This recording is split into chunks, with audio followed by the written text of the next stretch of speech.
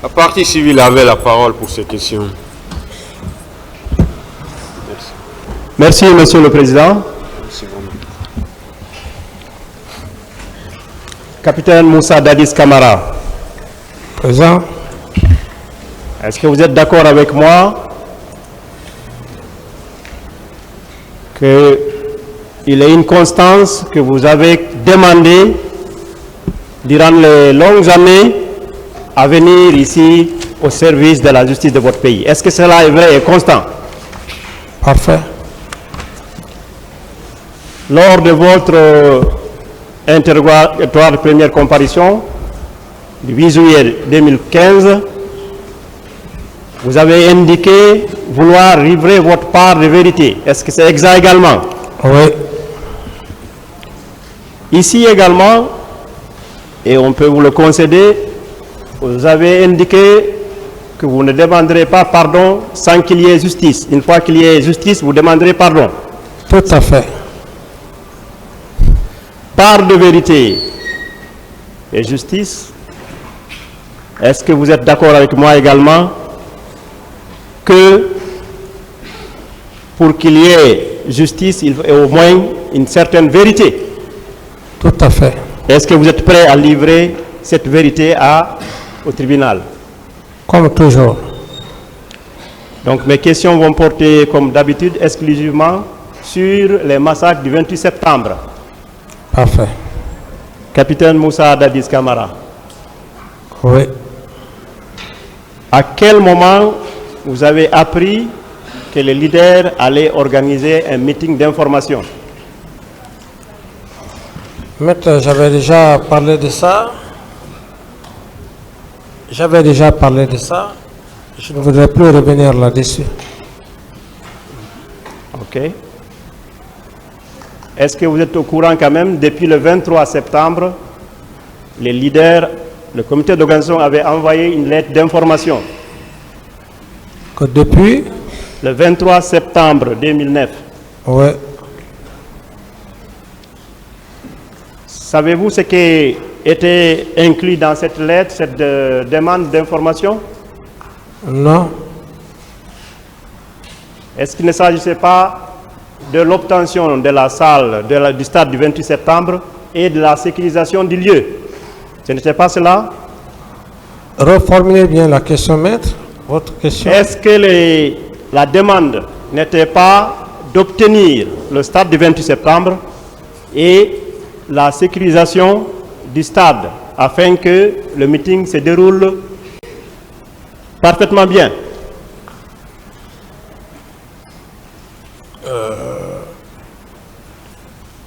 Vous voulez parler de... La demande, c'est une demande. Est-ce que vous avez adressée compris à la vos question? autorités. Vous avez compris la question? Non, je n'ai pas compris. Il veut savoir, est-ce que le contenu de la demande qui a été adressée par les forces vives, il n'était pas, dans ce contenu-là, il n'était pas question de l'obtention du stade du 28 septembre ainsi que de la sécurisation pour tenir leur meeting? Cette demande, Oui. on ne me l'a pas adressée directement, mais j'estime que c'est ce que vous dites, ça peut être ça. Je n'en disconviens pas. Connaissiez-vous ce que vos autorités, vos services ont répondu à ce comité d'organisation? Non. Ok.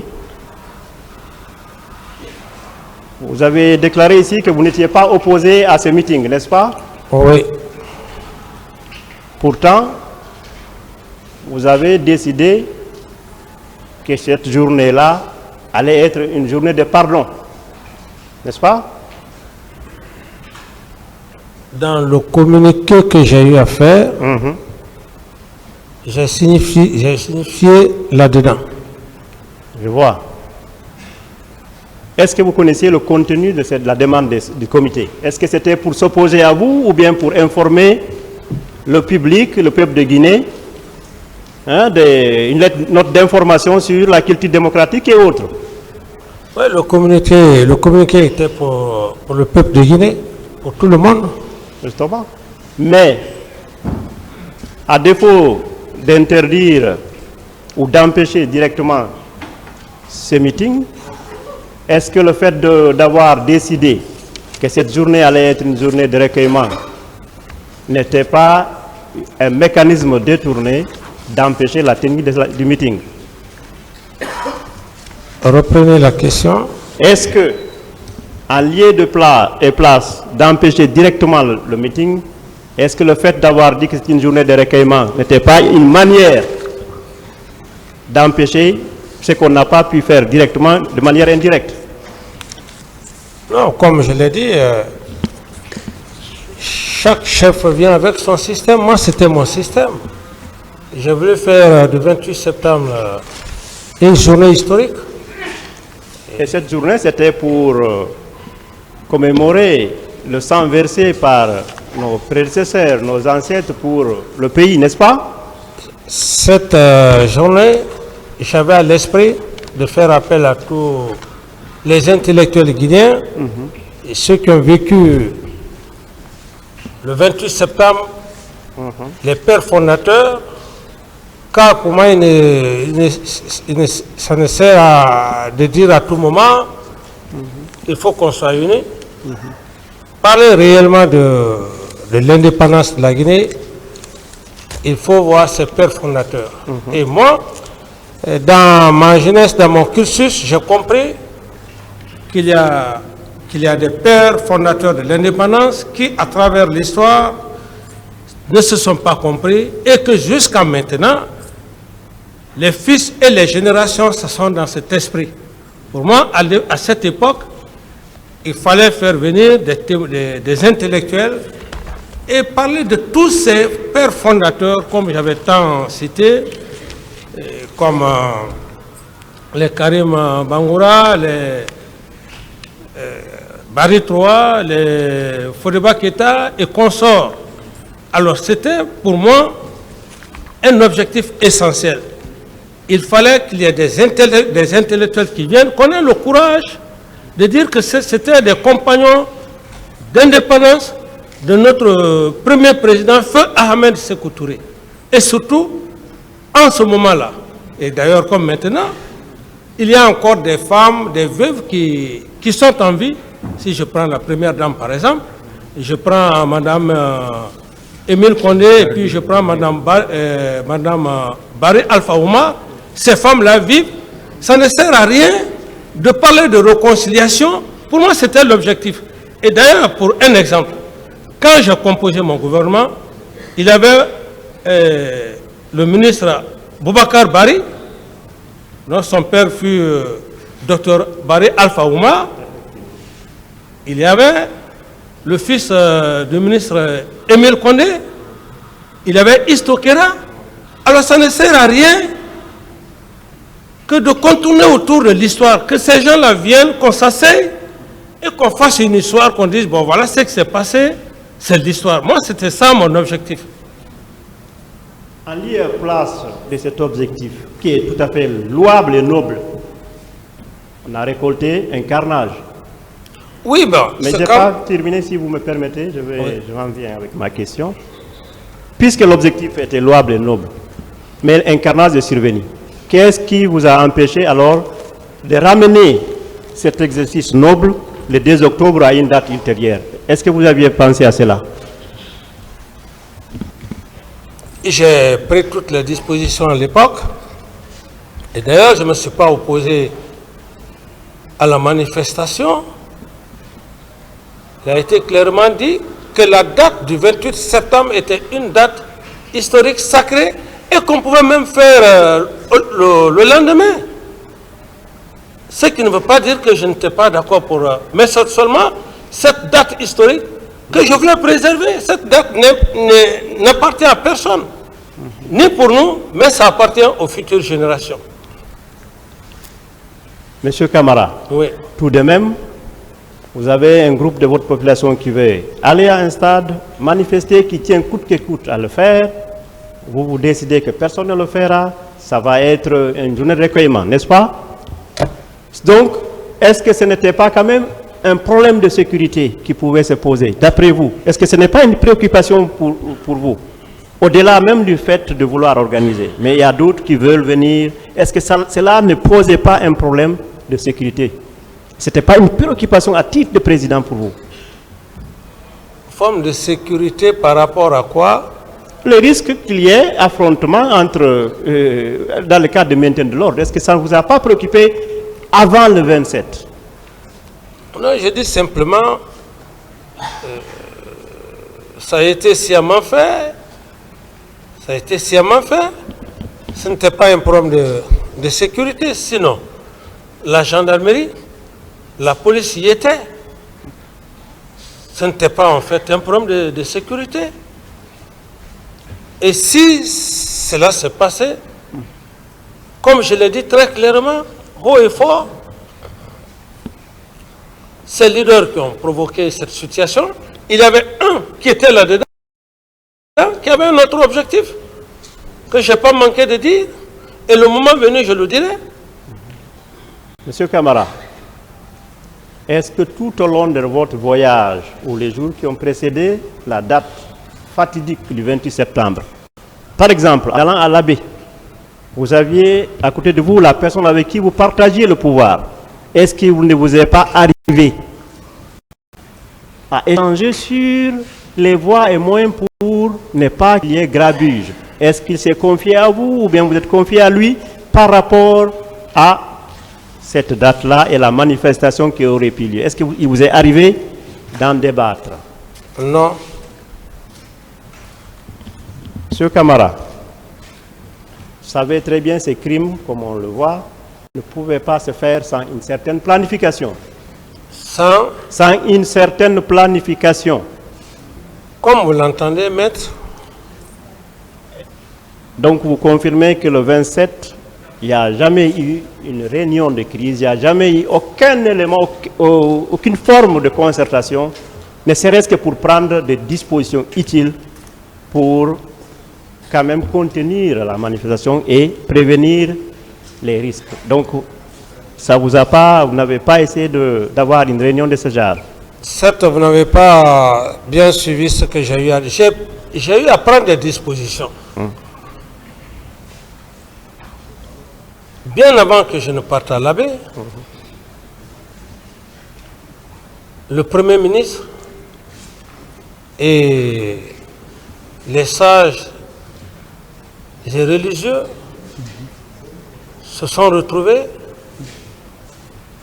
Ils ont vu le porte-parole des forces vives, à l'époque, M. Jean-Marie Doré, à l'issue duquel j'ai passé le communiqué pour mon voyage à l'abbé. C'est au retour de l'abbé, rentré tardivement fatigué, que j'ai appris que la manifestation, malgré tout, le communiqué passé, malgré toutes les négociations, et que la manifestation devrait avoir lieu le matin. C'est en ce moment que je suis rentré en contact avec M. Sidia Touré, lequel, après nos échanges, il y a eu une défectuosité du réseau. Il a dit catégoriquement que ce n'était plus possible. Ce qui ne veut pas dire que je n'ai pas pris des dispositions. J'ai bel et bien pris des dispositions, mais seulement les dispositions, à quelque part, n'ont pas été respectées comme je l'entendais. Capitaine Moussa Dadis Camara, au matin du 28 septembre, lorsque vous avez appris que malgré tout, la manifestation est en train de se dérouler, est-ce qu'il ne vous est pas arrivé à vous mettre en colère, à dire qu'il faut mater les manifestants? Il ne vous est pas arrivé de le dire? Non, maître, comme je l'ai toujours dit, j'ai dit ce sont des allégations. Je ne vais pas revenir là-dessus. Ce sont des allégations. Des allégations pures et simples. Monsieur Camara, oui. Vous êtes tout de même intéressé à sauvegarder, à sauver la vie des leaders. Vous avez envoyé des personnes pour exfiltrer ces leaders et pour les sauver, n'est-ce pas? Lesquelles personnes? C'est Loudalin. Non, lesquelles personnes j'ai envoyé?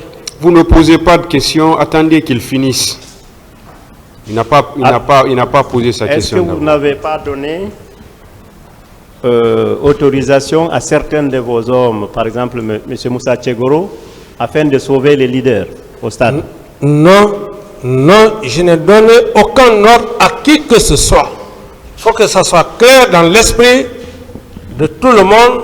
Et très heureusement d'ailleurs, le président, j'estime bien, la Cour m'a bien compris. Je n'ai donné aucun ordre à qui que ce soit. Je n'ai donné l'ordre à personne d'aller sauver des leaders. D'autres questions? Donc, après qu'ils soient allés dans, soit au camp ou ailleurs, vous n'avez pas demandé à aucune autre personne de les déplacer de là et assurer leur sécurité par après, ces leaders-là?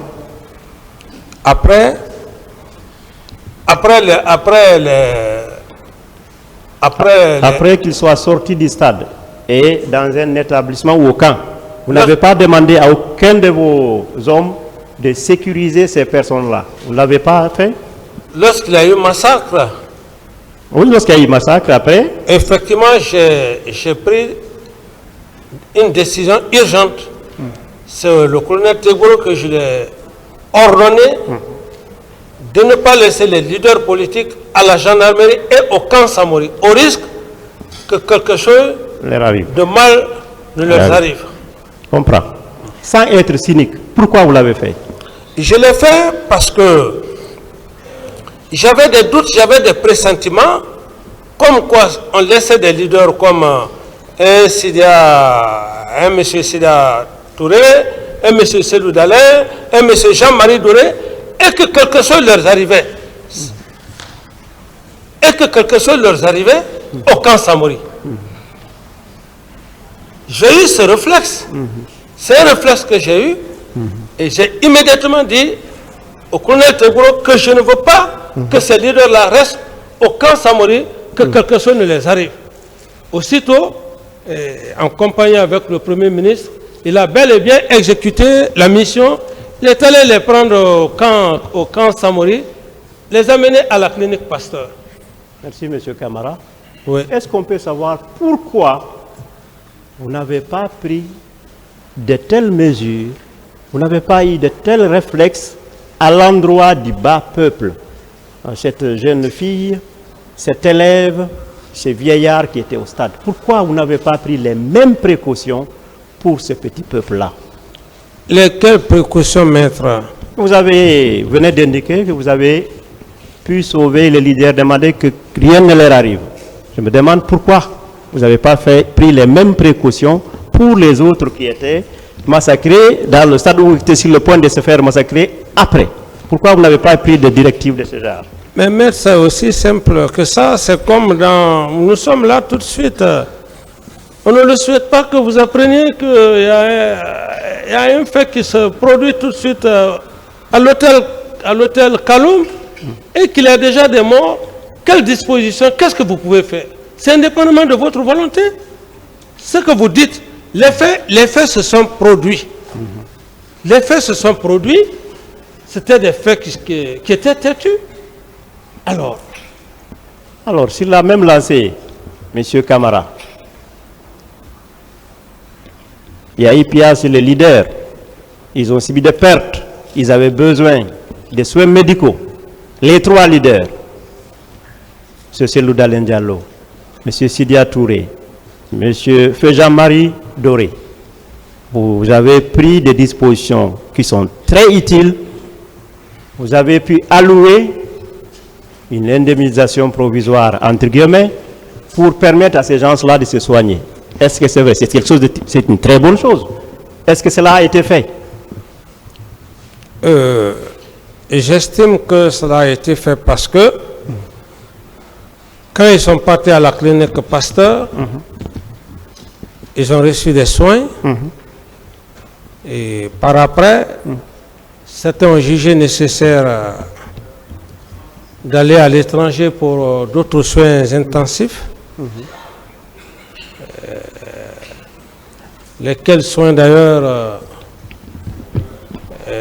j'ai effectivement abordé l'idée du procureur général qui a parlé à un moment donné que ces leaders ne devrait pas sortir, mais il y a eu, disons, la concertation des religieux qui sont venus me voir et que finalement j'ai donné l'ordre de laisser un des leaders aller se soigner. Je vous remercie, c'est une très bonne chose, M. Camara. Mais la question qu'on pourrait se poser encore à ce niveau, pourquoi cette générosité, cette magnanimité, ces efforts envers ces leaders victimes, blessés et autres, n'ont pas été étendus en faveur du petit peuple? Cette fille qui a subi des agressions, qui n'avait presque besoin que de compresses, et qui finalement est morte du sida, faute de prise en charge, ou cet étudiant, cet élève, par exemple Mamadou Bobo, dont le pied s'ampute d'année en année.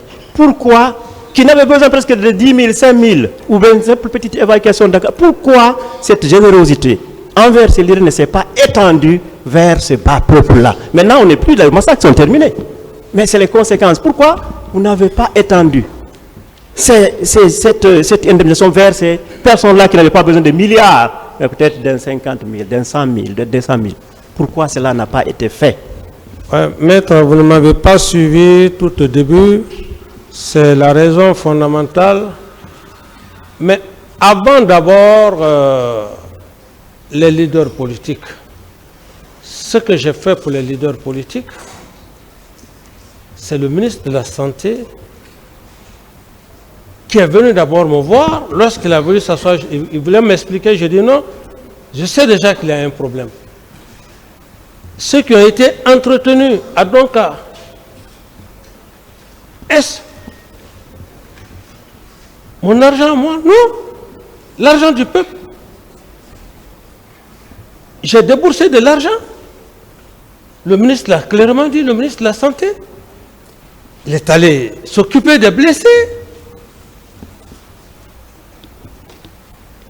Le cas des leaders politiques, je l'ai fait au même moment. Il n'y a pas de gentillesse, de générosité par-ci, par-là, non. Ça a été fait au même moment, peut-être à des heures différentes.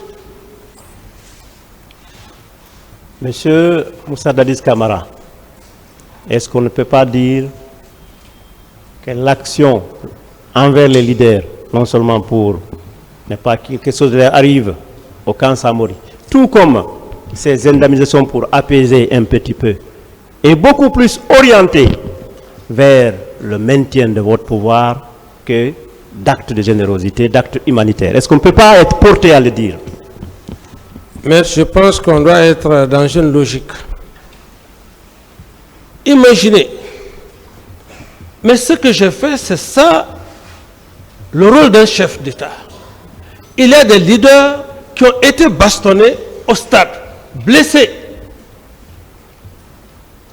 Et connaissant aussi la mentalité ou le comportement de certains militaires, mais je n'avais aucun intérêt de les regarder au camp Samori. C'est ce que j'ai fait. J'ai demandé de les faire quitter, les envoyer à la clinique Pasteur. Est-il quelque chose une chose mauvaise en choix? Non. Ce bas peuple que vous parlez, je dis c'est moi qui ai donné la première expression ici. Le bas peuple, je connais mieux le bas peuple par rapport à quiconque quand on emploie ce mot.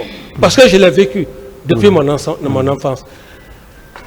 Le montant que le ministre de la Santé, je ne sais même pas, il a dit plus d'1 milliard ou combien, qu'il a débloqué, c'était pour les blessés. Qu'est-ce que vous voulez que je puisse faire en plus de cela? Ça, ce sont des faits qui se sont passés automatiquement. Il fallait prendre des mesures idoines adéquates. C'est ce que j'ai pu faire, maître. Bon, enchaînons donc avec le ministre de la Santé, puisque c'est vous qui venez de l'introduire. Êtes-vous satisfait du travail fait par votre ministre de la Santé à la lumière de tout ce qui a été dit dans la salle et ce que vous avez lu par rapport aux différentes dépositions? Votre ministre de la Santé. Oui, la question, maître. Vous avez appris le comportement qu'il a eu envers blessés, malades et autres.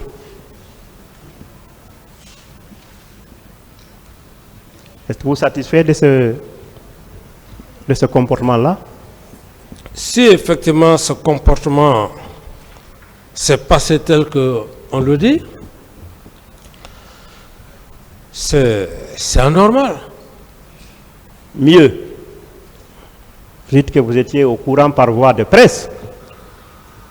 Oui. Est-ce que vous n'étiez pas au courant que vos hommes de main, comme le colonel Pivi et le ministre de la Santé, avaient tellement sévi dans les hôpitaux et puis les occuper militairement que les gens préféraient mourir dehors que de rester?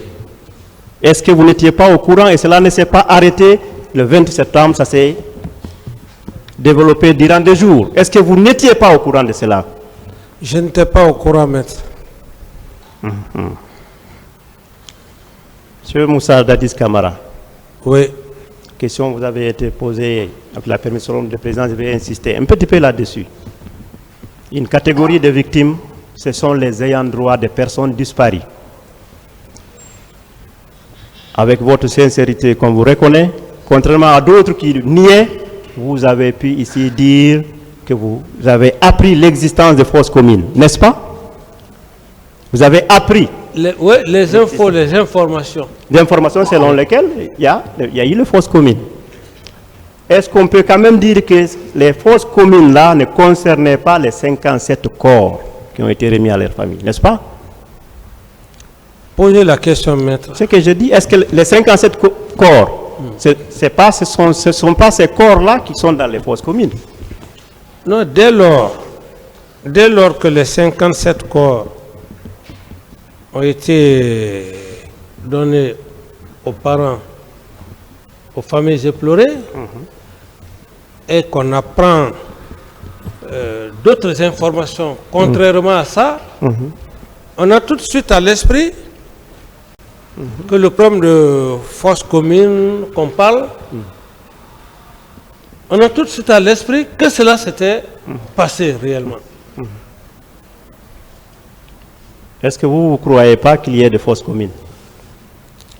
Mais votre âme et conscience. Encore une fois, de plus, avec tout le respect que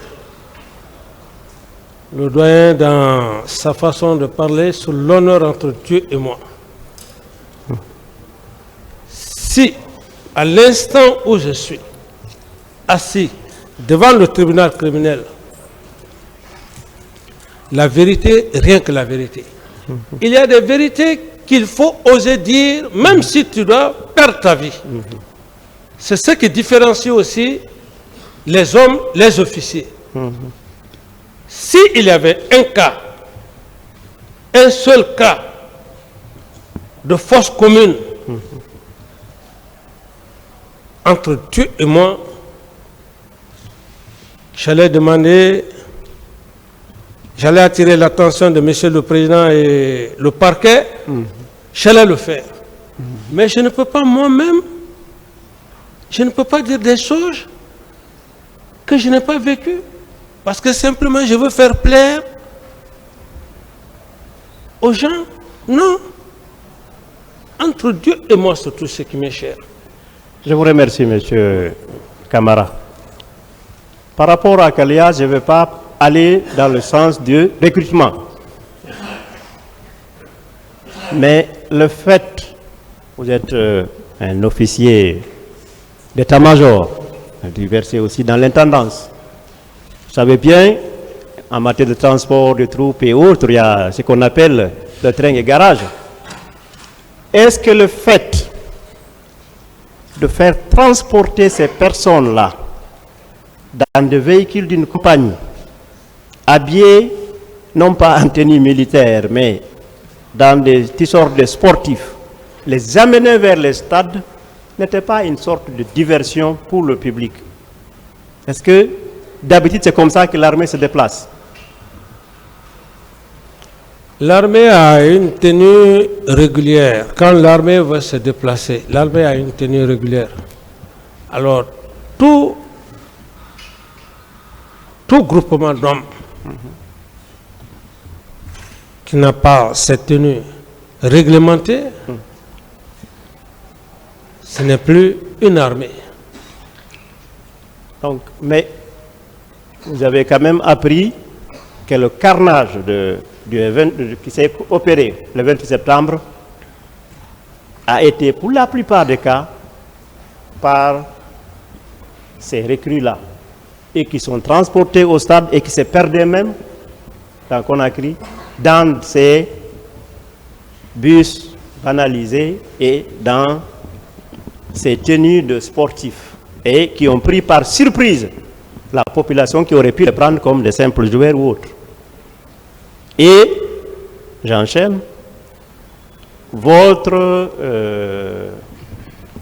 ministre de la Sécurité présidentielle, le colonel Pivi, a joué un rôle actif tant dans la réception de ces personnes au camp que de leur convoi. La question Quel est votre degré de participation dans ces préparatifs concernant ces recrues-là, tant pour ce qui est de la réception que de leur convoi aller-retour? Est-ce que vous avez joué un rôle à ce niveau? Je n'ai joué aucun rôle maître par rapport à tout ce que vous venez de dire. Monsieur Camara, oui. Quel est votre sentiment par rapport à tout cela, tous ces massacres aujourd'hui? Mon sentiment par rapport au massacre du 28 septembre, au peuple de Guinée, à ces victimes-là, qu'est-ce que vous avez à dire? Je suis, même à l'instant où je suis assis devant le tribunal criminel, je suis choqué moralement. Choqué. Et c'est pour cette raison, à un certain moment donné, je me suis sacrifié pour venir répondre devant la justice. Et si aujourd'hui je suis devant cette justice, vraiment je rends grâce à Dieu et je remercie le colonel Mamadi Doumbouya qui a eu un courage titanique de donner la possibilité pour l'ouverture de ce procès afin que les Guinéens sachent réellement ce qui s'est passé le 28 septembre et que les familles éplorées puissent vraiment passer leur deuil et que les coupables soient punis par la loi. Que jamais une telle situation ne se reproduise plus en Guinée. Monsieur Moussa Dadis Camara, Oui. je vous remercie pour vos réponses. Merci, Monsieur le Président, distingué assesseur. Merci, Monsieur le Président, Messieurs du tribunal. Je suis Maître Traoré Drissa du barreau de Côte d'Ivoire. C'est avec honneur que je prends la parole devant votre tribunal. Vous me permettrez, avant mes questions, de dire merci à Monsieur le bâtonnier de l'Ordre des avocats et à son conseil qui m'ont permis de pouvoir être des votes. Également à mes confrères ici qui sont tenus compte de mon ancienneté qui ne peut pas prévaloir ici puisque je suis un jeune avocat de 22 ans de Côte d'Ivoire, mais qui m'ont permis de prendre leur place pour poser mes questions. Mon capitaine, parce que je vais dire mon capitaine parce que je vous ai entendu dire que vous aimiez qu'on vous appelle mon capitaine. Parfait, parfait. Ouais. Est-ce que on peut dire que le capitaine Moussa Dadis Camara, qui était au pouvoir jusqu'au 3 décembre 2009, était un président avec l'effectivité du pouvoir en ses mains? Reformulez très bien la question, maître. Est-ce qu'on peut dire que quand vous étiez président, chef de l'État, vous avez le pouvoir effectif? C'est vous qui décidez? Non, maître. Qui décidait? Vous avez parlé de pouvoir effectif. Ça veut dire qu'un pouvoir, ça c'est un pouvoir totalitaire